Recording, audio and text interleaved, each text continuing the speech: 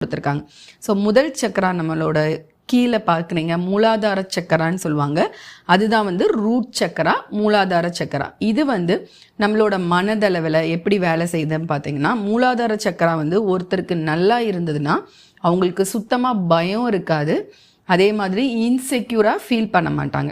அப்போது அந்த சக்கரா இப்போ உங்கள் குழந்தையோ இல்லை நீங்களோ எல்லாத்துக்கும் பயப்படுறீங்க, இல்லை நம்மளுக்கு அப்படி ஆயிரும், நம்ம இப்படி போயிடுவோம் அப்படின்னு சொல்லி எப்போ பார்த்தாலுமே ஒரு இன்செக்யூர்னஸ்லேயே இருக்கீங்க அப்படின்னா கண்டிப்பாக உங்களுக்கு மூலாதார சக்கரம் வந்து பேலன்ஸ்டாக இல்லை.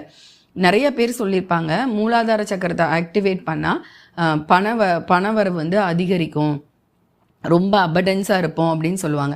ஸோ அது எதோட அடிப்படையில் அப்படின்னா, நீங்கள் ஒரு பயமும் ஒரு இன்செக்யூரிட்டியும் இல்லைன்னா நீங்கள் நல்லா வந்து நீங்கள் நினச்ச வேலைகளை கிளியர் மைண்டோட செய்கிறது மூலமாக உங்களோட பண வரவுகள், உங்களோட பிஸ்னஸ் வந்து நீங்கள் இம்ப்ரூவ் பண்ண முடியும்.